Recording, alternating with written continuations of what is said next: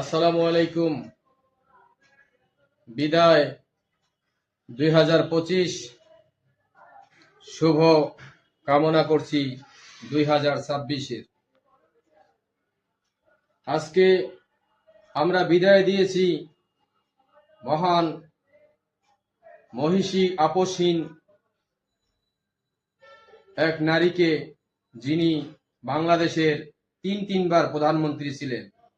আজকে কত আঘাত, কত কষ্ট জনাব তারেক রহমানের হৃদয়ের ভিতরে মেহেদি পাতার মতো রক্তক্ষরণ হচ্ছে।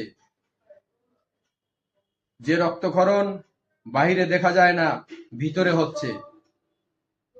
ভাই নেই, মা নেই, বাবা নেই।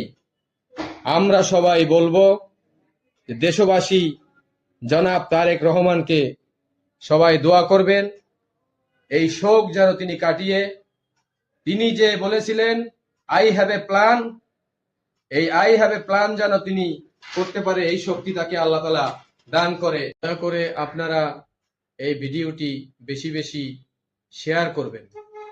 দয়া করে এই ভিডিওটি যেন জনাব তারেক রহমানের কাছে গিয়ে পৌঁছায় এবং তার কর্ণস্পন্দনে আমার এই কথাগুলো শুনতে পায়।